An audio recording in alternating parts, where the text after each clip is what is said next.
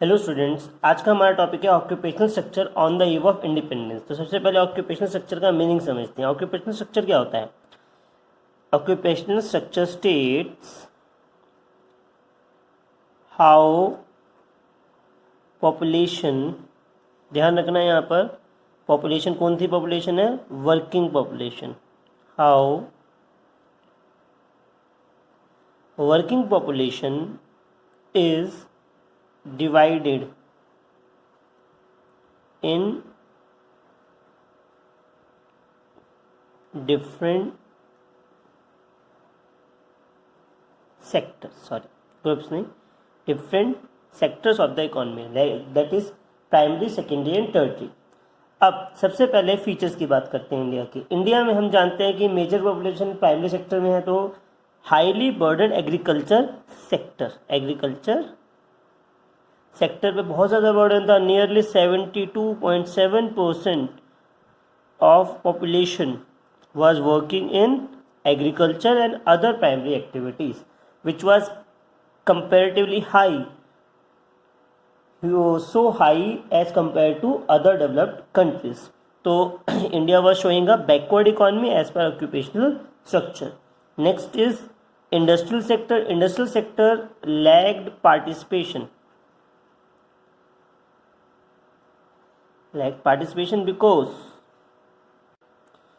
Because only 9% of the population was working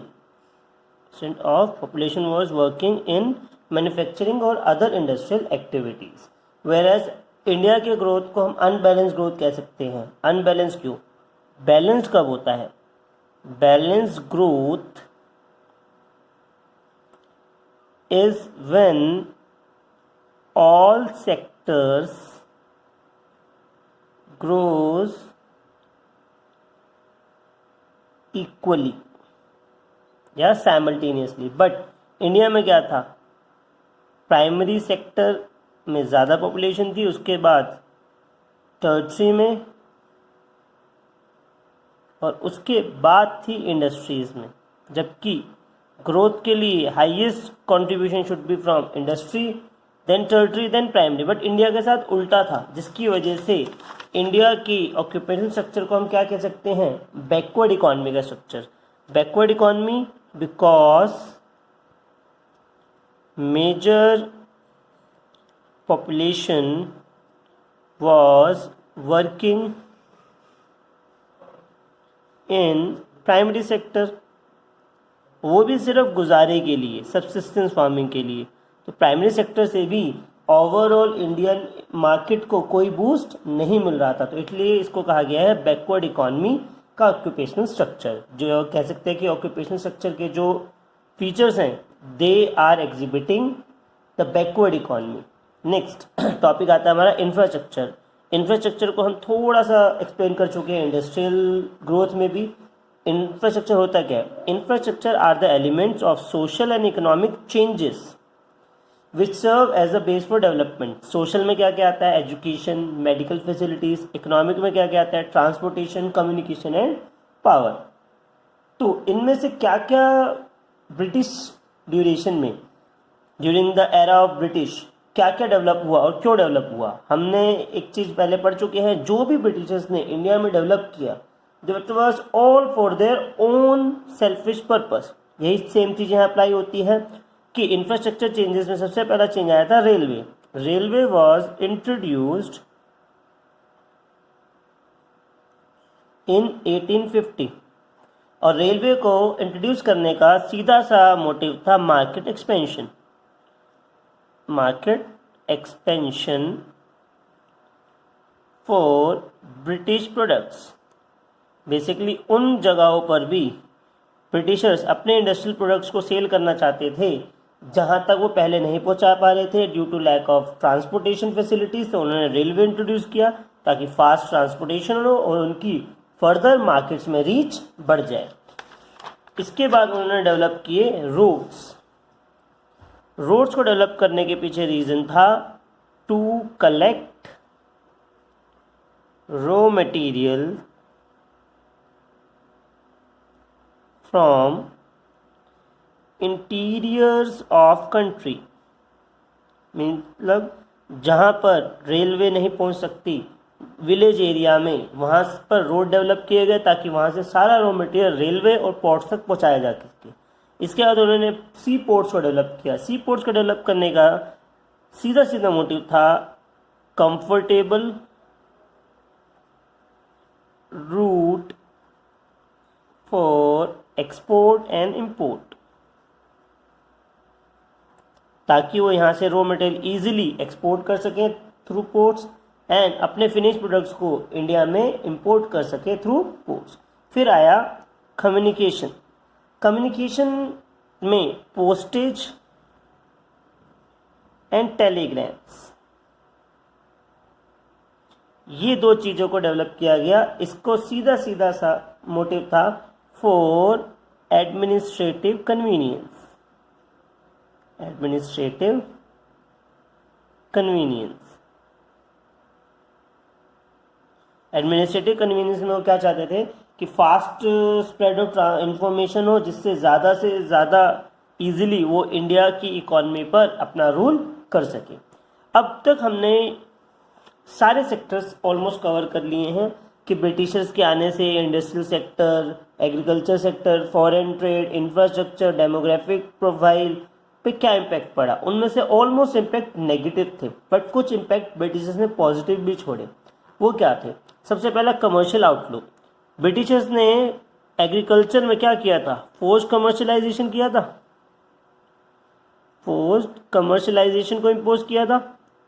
अब forced commercialisation initial stage पे क्या था? इनिशियली इट हार्म्ड फार्मर्स, क्योंकि वो कैश ले जाते थे landlords and all, but it provided farmers reliable information of market,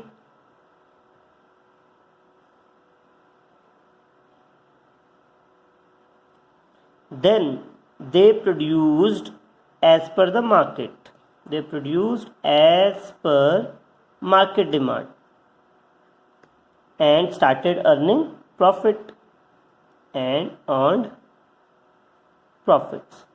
तो बेसिकली जिन्हें मार्केट की समझ नहीं थी, कमर्शियल आउटलुक दिया गया उन्हें, अब उन्हें भी पता लगने लगा, उन्होंने भी एग्रीकल्चर को as a profitable occupation consider करना स्टार्ट कर दिया, क्योंकि पहले उनको मार्केट की इन्फॉर्मेशन नहीं थी, बट ब्रिटिशर्स ने फोर्स किया तो समहाउ उन्हें इन्फॉर्मेशन मिली मार्केट की और उन्होंने भी प्रॉफिट अर्न करना स्टार्ट किया। तो they got to know, they realise कि हम फार्मिंग से भी क्या कर सकते हैं? प्रॉफिट अर्न कर सकते हैं।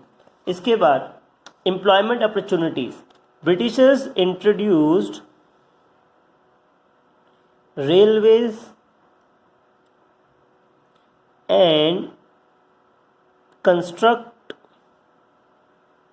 रोड्स, जिसकी वजह से एम्प्लॉयमेंट अपॉर्चुनिटीज बढ़ गई।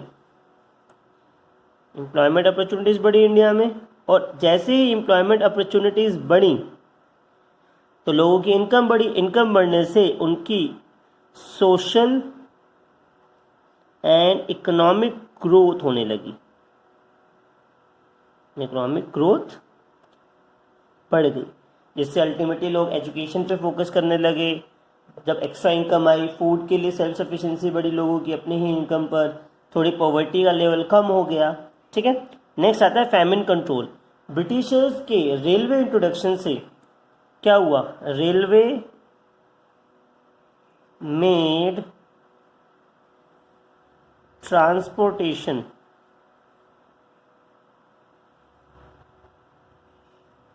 फास्ट एंड इजी, जिसकी वजह से फूड ट्रांसपोर्टेशन हो पाया। Food transportation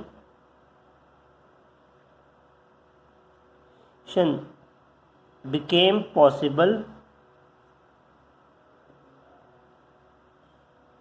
in famine affected areas, famine affected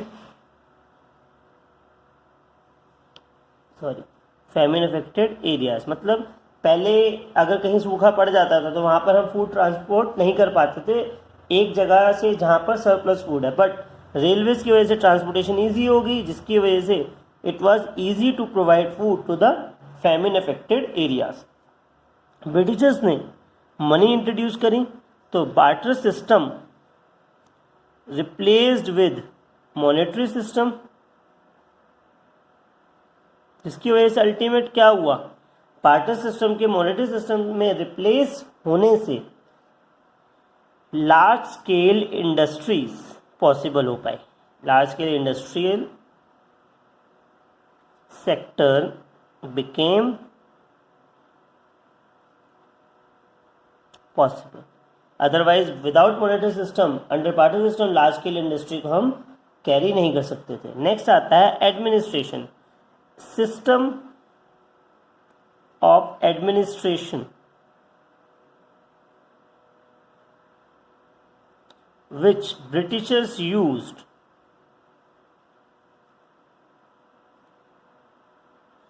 served as ready-made system for India। मतलब इंडिया ने एज इट इज उस सिस्टम को फॉलो किया, जो कि इंडिया के पास अपना एडमिनिस्ट्रेशन सिस्टम नहीं था, तो उन्होंने यहाँ पर एक एफिशिएंट एडमिनिस्ट्रेशन सिस्टम छोड़ा जो इंडियन प्लानर्स ने, इंडियन के लीडर्स ने एज इट इज फॉलो किया। नाउ ब्रिटिशर्स इंट्रोड्यूस रेलवे इन 1850। उसके बाद इंडिया में बहुत सारे पॉजिटिव इम्पैक्ट्स पड़े और कुछ नेगेटिव्स पड़े। पॉजिटिव क्या थे? सबसे पहला मार्केट साइज। ये तो हमने पढ़ा ही कि ब्रिटिशर्स ने अपने प्रोडक्ट्स का मार्केट साइज बढ़ाने के लिए रेलवे को इंट्रोड्यूस किया, बट ये इंडियन डोमेस्टिक प्रोड्यूसर्स के लिए भी मार्केट साइज बढ़ाने का एक कंफर्टेबल सोर्स बना, वे आउट बना, जिससे उनके प्रोडक्ट्स भी अलग अलग जगह बिकने लगे। इसके बाद एम्प्लॉयमेंट अपॉर्चुनिटीज़, ये तो सब जानते ही हैं कि रेलवेज़ में इंडियंस ही काम करते थे, जिससे एम्प्लॉयमेंट अपॉर्चुनिटीज़ बढ़ गई। एम्प्लॉयमेंट अपॉर्चुनिटीज़ बढ़ने से हमारा इकोनॉमिक ग्रोथ हुआ और सोशल ग्रोथ पॉसिबल हुआ। इसके बाद कल्चरल मूवमेंट, क्योंकि ट्रैवलिंग बहुत इजी हो गई थी, तो एक कल्चर दूसरे कल्चर से मिला, उनमें पॉजिटिव और नेगेटिव पॉइंट डिस्कस हुए, जिससे क्या हुआ, कल्चर का प्रमोशन हुआ, एक कल्चर से दूसरे कल्चर में उनमें यूनिटी बढ़ी। Cultural movement provides unity to India. इसके बाद कमर्शियल आउटलुक।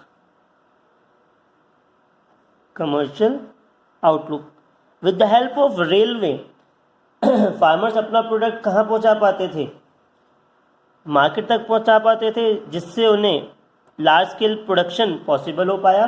पहले वो ज़्यादा प्रोड्यूस नहीं कर सकते थे, नहीं करते थे, क्योंकि एक्स्ट्रा प्रोडक्ट अगर वो प्रोड्यूस कर भी लेते तो कहाँ पर बेचते? ठीक है, उनके पास ट्रांसपोर्टेशन सिस्टम नहीं था, बेटर मीन्स नहीं थे, तो रेलवे ने उन्हें एक अपॉर्चुनिटी प्रोवाइड करी कि अपना सरप्लस प्रोडक्शन वो कहाँ प्रोवाइड कर सकें?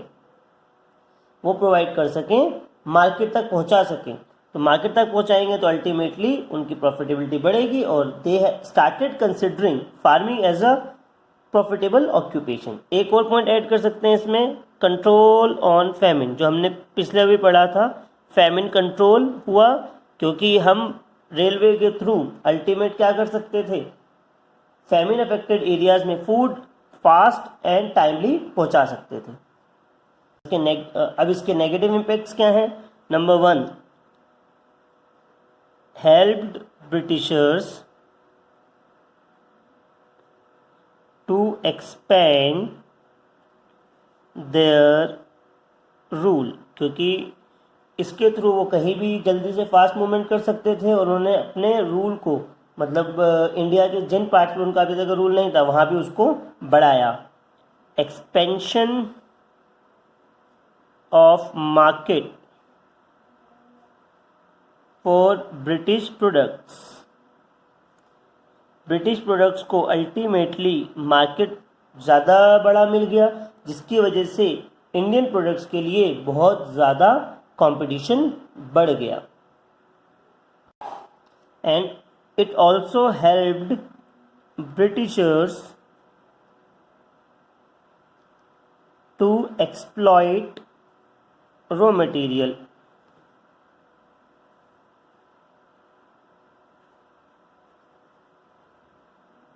Raw material from different parts, मतलब जहाँ पर रेलवे से पहले वो नहीं पहुँच पाते थे रॉ मटेरियल कलेक्ट करने के लिए, with the help of railway वो वहाँ से भी ह्यूज अमाउंट में रॉ मटेरियल को एक्सट्रैक्ट करने लगे और इस तरीके से उन्हें रेलवेज ने एक्सप्लोटेशन में हेल्प किया. Thank you. Here that chapter ends.